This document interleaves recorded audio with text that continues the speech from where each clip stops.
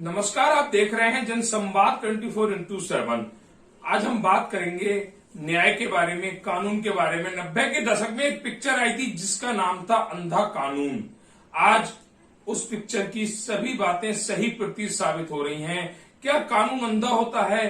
क्या कानून गरीबों को न्याय नहीं दे पाता है? अगर हम उस समय की पिक्चर की बात करें तो उस पिक्चर में यही दर्शाया गया है कि कानून अंधा होता है, गरीबों को न्याय नहीं मिलता है। ऐसी बहुत सारी घटनाएं निकलकर सामने आ रही हैं जिसमें कानून न्याय देने में टाल मटोल करता है, चाहे वो पुलिस प्रशासन हो या फिर न्यायपालिका हो।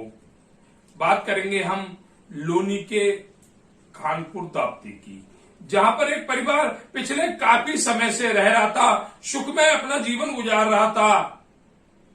तभी उनके जीवन में एक विपत्ति आ जाती है। वह विपत्ति होती है सलीम और रहीशु के नाम की, जो इस परिवार से रंजिश मानता था। और रंजिश का कारण था इनकी जगह में खड़ी उसकी मोटरसाइकिल। बताते हैं वह चोरी की मोटरसाइकिल थी जो मीनू के प्लॉट में खड़ी हुई थी। मीनू ने जब उस मोटरसाइकिल को हटाने के लिए कहा, तब इन दोनों आरोपियों ने मीनू को साफ साफ धमकी दी, हम तुझे देख लेंगे। और वही हुआ जिसका डर था। अपराधी प्रवृत्ति के ये दोनों व्यक्तियों ने मिलकर मीनू के घर पर फायरिंग की, जिसकी सूचना पुलिस को दी गई। पुलिस ने मामला दर्ज भी किया, लेकिन कोई कार्रवाई नहीं की। हम बात करेंगे जिस क्षेत्र में ये रहते हैं, वहां की चौकी रामपारक है, जहां पर कृष्ण कुमार जी सब इंस्पेक्टर हैं, जिन्होंने ईमानदारी के साथ कार्य नहीं किया। और एक परिवार आज डर के साए में जी रहा है। इस परिवार ने दुखी होकर, जब उसे कहीं से न्याय नहीं मिला, जब योगी जी के यहां तक गुहार लगा ली और वहां भी उस परिवार को न्याय नहीं मिला, तब इसने मीडिया को अपने यहां बुलाया, जहां एक प्रेस वार्ता का आयोजन किया गया। उस प्रेस वार्ता में मीनू ने अपनी आपबीती बताई और बताया किस तरह उसके परिवार पर गोलियां चलाई गईं, किस तरह आज हम डर के साए में जीने को मजबूर हैं। और उसका कारण है थाने चौकी की पुलिस। वह पुलिस जिसने एफआईआर रजिस्टर तो कर ली, 307 का मुकदमा दर्ज कर लिया, लेकिन अपराधियों के खिलाफ कोई कार्रवाई नहीं की। अपराधी आज भी खुले में घूम रहे हैं। 307 का मुकदमा दर्ज होने के बाद भी अपराधी पुलिस की गिरफ्त में नहीं है। ये है न्याय। न्याय की बात तो बहुत लोगों से सुनी है, लेकिन लोगों को न्याय नहीं मिल रहा है, यह भी बात सही है। और यह उस सरकार में हो रहा है जिस सरकार का मुखिया खुले मंच से कहता है कि जीरो टॉलरेंस की सरकार है, जहां ना ही भ्रष्टाचार के लिए कोई जगह है, ना ही अन्याय के लिए कोई जगह है। उसी सरकार के मुखिया के अधिकारी इस तरह गरीब परिवारों को सता रहे हैं, उनकी दर्ज रिपोर्ट पर कार्रवाई नहीं कर रहे हैं, उन्हें इधर से उधर भगा रहे हैं। और जब पीड़ित अपने लिए न्याय के लिए और ऊंची स्टेज पर जाता है, तो उसी पीड़ित के खिलाफ 107 का मुकदमा दर्ज कर दिया जाता है। आखिर ये कैसा न्याय है? क्या गरीब पुलिस के पास या न्यायपालिका के पास जाना छोड़ दें? जो उनके साथ अपराध कर रहे हैं, उन आरोपियों से ही हाथ मिला लें। आखिर गुनाहगारों के खिलाफ अब तक क्यों नहीं हुई कार्रवाई? क्यों अब तक रामपारक चौकी, जहां ये केस दर्ज है, वहां के चौकी इंचार्ज ने गुनाहगारों को गिरफ्तार क्यों नहीं किया? 2 साल से एक ही चौकी पर जमे कृष्ण कुमार को आखिर इस घटना में लापरवाही बरतने पर निलंबित या सस्पेंड क्यों नहीं किया गया? ये कौन सा न्याय है जो योगी सरकार गरीब परिवारों को दे रही है? आखिर गरीब लोग जाए तो जाए कहां? उन्हें न्याय नहीं मिल रहा। वह न्याय के लिए इधर उधर भाग रहे हैं, और जब कोशिश करते हैं न्याय की, तो वह खुद अपराधी हो जाते हैं। मीनू के केस में यही देखने को मिल रहा है, जो निर्दोष होते हुए भी न्याय की गुहार लगाते लगाते अपराधी बन गई। मैं रहती हूँ, मैंने अब आप लोगों को इस वजह से बुलाया है क्योंकि मेरी कहीं भी कोई कार्रवाई नहीं हो रही, न मेरी सुनवाई हो रही है। मैं 5-6 महीने से इतनी परेशान हो गई। किस विषय में कार्रवाई नहीं हो रही? मेरी इस विषय में कार्रवाई नहीं हो रही। मेरे पे रईसू ने गोली चलाई। कौन है ये रहीसू जिसने आप पर गोली चलाई? ऊपर कोर्ट का है, पहले से ये रंजिश रखता है मेरे से। किस बात की? ये इस बात की रखता है कि कहते हैं इनने मेरे मौसा के साथ मारपीट की, मौसे के लड़के के साथ मारपीट की कहते थे। और ये एक मोटरसाइकिल लेके इसने खड़ी कर दी थी हमारे मकान में, जिसके लिए मैंने इसे मना किया, भाई गाड़ी ये चोरी की है, तू उठा के ले जा। हमें पता लगी, हमें जब नहीं पता। कितने दिन पहले गाड़ी आपके प्लॉट में खड़ी की? 3 साल पहले की थी जिसने, 2020 की बात है। 3 साल तक आपके प्लॉट से गाड़ी नहीं उठाई गई? नहीं, गाड़ी तो इसने उठा ली थी, मगर ये मेरे से वहाँ क्या सुनी हुई, इसकी बहसबाजी हुई, रास्ते में भी कई दफे बहसबाजी हुई। बहसबाजी होने की वजह से इसने कहा कि देख लूंगा। मैंने कहा वजह से विवाद बढ़ता रहा। हाँ जी। फिर उससे बाद में क्या कहते हैं, हमने एक प्लॉट खरीदा अपने मूसा का, जिसमें इसका कोई लेना देना नहीं था। लेने के बाद में वे वहाँ किराए पे रहने लगे। रहने के बाद में फिर उसमें उसने आके टांग अड़ाई। फिर उसने टांग अड़ाई क्या कहते हैं, एक दिन अपने दामाद को मेरा घर दिखाने के लिए भेजा। देखने के बाद में 15-20 दिन के बाद मेरे पे ये वारदात हुई जो गोली चली है। तो वारदात की आपने पुलिस में शिकायत नहीं कराई थी? मैंने 112 पे कॉल की, पुलिस आई, पुलिस ने मौके पे गोली उठाई उन्होंने यहाँ से। और उठाने के बाद कितने लोग थे जब आपके ऊपर फायरिंग हुई? वे जी क्या कहते हैं, दो लोग थे। क्या आप दोनों को पहचानते? हाँ जी, मैं पहचानती हूँ। क्या नाम है उनकी? उनका सलीम और रहीसू नाम है। फायरिंग कितने तक हुई, कितनी गोलियां चली? उन्होंने जी क्या कहते हैं जो फायरिंग की, पहले तो एक फायरिंग हवा में की, हवा में कहने के बाद वे चले गए। जाने के बाद में मेरे पड़ोसी ने फोन करा, दीदी आपको आवाज आई? मैं कहा आवाज आई, इन्होंने मेरा नाम लिया और गाली भी दी। तो वो चले गए। क्या कहते हैं हम छत पे चढ़े, छत पे ये पड़ोसी भी चढ़ा। मेरे सामने वाला प्रदीप कुमार पड़ोसी है, वो छत पे चढ़ा। चढ़ने के बाद में हमने देखा तो कोई नहीं दिखाई दिया। हम जब तक 112 पे कॉल कर चुके थे, हमने सोचा शायद पुलिस वाले आ रहे।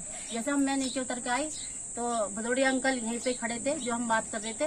तो इतनी देर में 2 मोटरसाइकिल आई, इससे मैंने गेट खोला तो उन्हें धैर्य फायरिंग कर दी मेरे पे। जो मेरे पे गोली लगी नहीं मेरे, क्या कहते हैं, अगर मैं गेट ना बंद करूं तो गोली मेरे पे सीधी लग जाती है। आपने जल्दबाजी में गेट बंद? जी, एकदम से मैंने गेट बंद कर लिया। मेरा गेट यहाँ भी लगा था, क्या कहते हैं, एकदम से जैसे मेरे और किलकारी भी निकली मेरी घबराहट की वजह से। मैं बहुत घबरा गई थी। पुलिस ने वो गोली बरामद की और मेरे गेट में और कूलर में गोली अब भी लगी थी। आपने जो पुलिस से शिकायत की थी जी, उसमें आरोपियों के खिलाफ पुलिस ने क्या कार्रवाई की? आरोपियों के खिलाफ अभी सर कोई कार्रवाई नहीं की। और ये कह दिया कि वे गोली क्यों चलाएंगे, 60 साल का आदमी है, क्या कहते हैं, और कच्छा पहन के वो वीडियो बना रहा है जिस टाइम पे गोली चल रही है, तो क्यों चलाएगा, क्या कहते हैं। जिसमें उनका खाना नगर चौकी से ही उनका याराना बताया गया, उसका रईसू के नाम कितने मुकदमे। जब मैं सीओ ऑफिस में कंप्लेन देने गई, वहाँ पे कई लोग खड़े थे जिन्होंने बताया कि रईसू तो हमारे प्लॉट पे भी कब्जा कर रहा है। तो क्या आपकी चौकी खन्ना नगर पड़ती है? मेरी चौकी खाना नगर नहीं, राम पार्क पड़ते, खाना नगर क्या कहते हैं लोग वहीं पे। पुलिस ने कोई कार्रवाई नहीं करी है आपकी FIR के अंदर लिखा हुआ 307 और 506 जी। ये क्या है फिर? ये इन्होंने जो मुकदमा लिखा है सर, उसमें एक दिन भी उन्होंने पकड़ के या उनसे ये नहीं पूछा भाई क्या कहते हैं तुमने क्यों घर गए। अभी हम आए हुए हैं लोनी के राम पार्क खानपुर जाप्ती में। यहाँ पर कुछ समय पहले एक घटना घटित होती है। घटना होती है एक परिवार पर फायरिंग की। आखिर क्यों की जाती है वह फायरिंग? ऐसी कौन सी नौबत आती है एक परिवार पर जानलेवा हमला किया जाता है? वह हमला जिस हमले में परिवार बाल बाल बच जाता है। आखिर वह कौन लोग थे जो इस परिवार पर हमला करते हैं और वो कौन से कारण थे जो परिवार पर हमला किया जाता है? कहते हैं लोनी काफी पहले से अपराधों की लोनी बनी हुई थी, लेकिन कुछ समय से देखा जा रहा था कि अपराधों में कमी आई थी, लेकिन अब लोनी उसी रास्ते पर चल निकली है। लोनी में लगातार अपराधों में बढ़ोतरी देखी जा रही है और एक परिवार पर फायरिंग इसी घटना से जुड़ी हुई बात है। आपका नाम? बबली जी, कहाँ रहती हैं आप? अच्छा, डुगरौली में रहती हैं। तो यहाँ पर आज आई हुई है, इस परिवार से आपका क्या रिश्ता है? ये जो मीनू है ये मेरी बड़ी सिस्टर है, हम साथ रहने हैं, भाई हमारा नहीं है। कुछ समय पूर्व आपकी बहन जी पर गोली चलाई जाती है, वो मतलब कुछ लोग हमला करते हैं, फायरिंग करते हैं। आखिर क्या घटना होती है वह? जी, ये जो रईसू है मेरी बहन से दस्तबंदी रखता है हमेशा।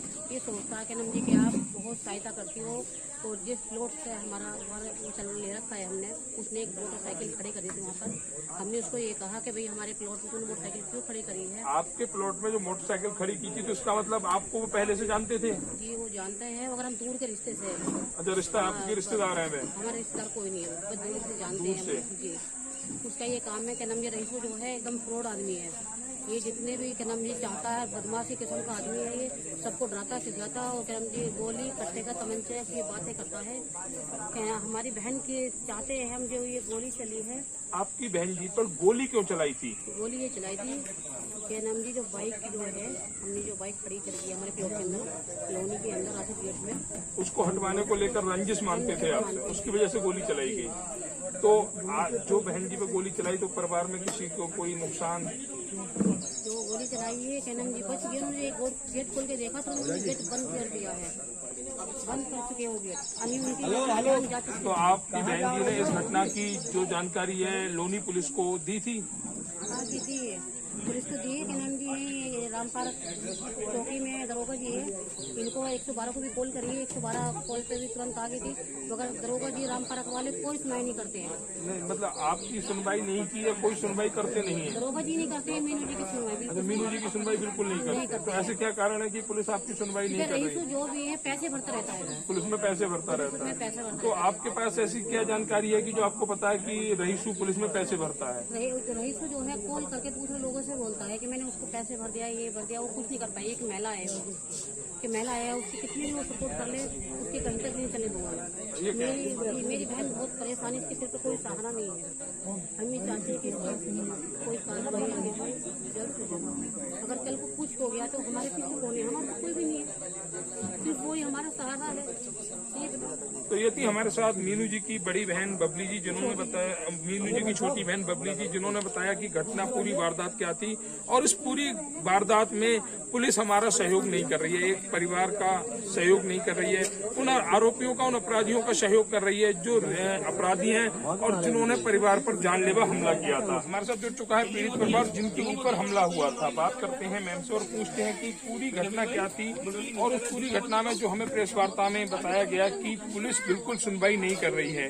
एक तरफ योगी सरकार कहती है कि उत्तर प्रदेश सरकार 0 टॉलरेंस पर चल रही है, जहां कहीं गुनाह के लिए कोई भी जगह खाली नहीं है, लेकिन उसी योगी सरकार में लगातार अपराध हो रहे हैं। उस लोनी में अपराध हो रहे हैं जिसे राम राज्य बोला जाता है कि लोनी में राम राज्य चल रहा है। आखिर ये कैसा राम राज्य है? मीनू जी, आपके साथ कुछ समय पहले घटना घटित हुई थी, क्या घटना थी और उस पर पुलिस ने जो आपने बताया प्रेस वार्ता में कोई कार्रवाई नहीं की, पूरी घटना को हमें विस्तार से बताइए। ये घटना ये थी, क्या कहते हैं, रईसू ने मेरे पे आके और सलीम ने ये गोली चलाई और पुलिस ने बरामदी की गोली खाली खोके बरामद की। जब बरामदी की पुलिस ने, क्या कहते हैं, 112 पे मैंने कॉल की है, उसकी रिसीप्ट मैंने निकलवा रखी है। पुलिस को आने के बाद मगर ये चौकी इंचार्ज जो है इसने कोई भी कार्रवाई नहीं की रईसू के लिए, ना वो करना चाहता है। रईसू को वो पैसा दे चुका, वो रिकॉर्डिंग है हमारे पास, क्या कहते हैं, वीडियो भी हमारे पास, मगर उसने रईसू के लिए कोई कार्रवाई नहीं की। रईसू को जो अपराधी है उसके खिलाफ कोई कानूनी कार्रवाई नहीं की गई। नहीं, ना सलीम को अरेस्ट किया अभी तक, ना रईसू को अरेस्ट किया उसने। जो गुलजार यहाँ घर देखने आया था उसे भी नहीं किया, जिसमें रिकॉर्डिंग में वो कह रहा है। और जो वो सलीम लड़का वो खुद बता रहा है कि क्या कहते हैं, रईसू ने मुझसे कहा था मीनू का घर दिखा के ला, मैं दिखा के ला। मैं 8 साल से यहाँ रही हूँ, आज तक मेरे को कोई मामला। तो सलीम और रईसू ने, आप बता रही हैं, आपके ऊपर गोली चलाई, आखिर उन्होंने आपके ऊपर गोली क्यों चलाई? क्या मतलब कोई ऐसी कौन सी रंजिश मानते थे जिसकी वजह से नौबत यहाँ तक आ गई? सर रंजिश ये मानते थे कि इनका जो मेरी मौसी से पहले कई दफा झगड़ा हुआ, जिसकी वजह से हमें बोलना पड़ा। फिर एक दिन ये मोटरसाइकिल चोरी के लिए आया, वो मोटरसाइकिल हमें नहीं पता था चोरी की थी। उसने वहाँ 3-4 दिन तक खड़ी करी। जब हमें पता चला तो हमने कहा ये मोटरसाइकिल हटा। रईसू, इसका भाई यूनुस है, उसे क्या कहते हैं, जब वो ये मोटरसाइकिल हटा के लेगा तो जब से मेरे से कई दफे रास्ते में भी झगड़ा किया इसने और कई दफे झगड़ा हुआ मेरा इसी बात को लेके, क्या कहते हैं। तो ये यही कहता था मैं तुझे देख लूंगा। 2 आदमी यहाँ भेजे इसने, जिन्होंने ये कहा कि तुझे फावले से काट देंगे, सड़क से चिपक की रह जाएगी, तेरी लाश का भी नहीं पता चलेगा। ये भाई सलीम मौजूद है। जिस तरह से उन्होंने आपसे वार्ता की उस हिसाब से क्या वो पुराने हिस्ट्री टीचर हैं या उन पर पहले भी कोई मुकदमे दर्ज हो चुके हैं? हाँ जी, वे कुलड़ी के रहने वाले और उनका भैया एक यूनुस है जो पहले से ही बदमाश है और गांव के अंदर ये बढ़ नहीं सकते। जिला बदर है, कुलड़ी में जाके इनकी पूरी वो जानकारी निकालो। पुलिस ने आज तक कुछ मतलब नाम तक की जानकारी पुलिस ने नहीं करी।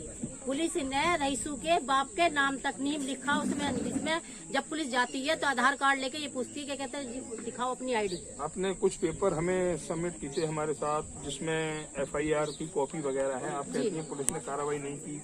अगर कार्रवाई नहीं की तो आपकी FIR दर्ज कैसे हुई? हाँ सर, ये जो मुकदमा इन्होंने लिखा है खाली इस वजह से मुकदमा ये लिख दिया कि क्या कहते हैं ये कोई कार्रवाई नहीं कर पाएगी। ये प्रूफ कर दिया कि हमने मुकदमा दर्ज कर दिया, हमें कार्रवाई तो कुछ करनी नहीं है इससे। अच्छा, आप क्या कार्रवाई चाहते हैं, पुलिस से या प्रशासन से? मैं पुलिस से और प्रशासन से चाहती हूँ, क्या कहते हैं भैया, अगर आप चौकी थाने में अधिकारी के पद पे बैठे हो और आप एक ईमानदारी से काम कर रहे हो तो इन जो ऐसे लोग हैं उनके खिलाफ कार्रवाई करनी चाहिए और पैसा लेके काम नहीं करना चाहिए। ऐसा तो आप अपराधी को सहारा दे रहे हो।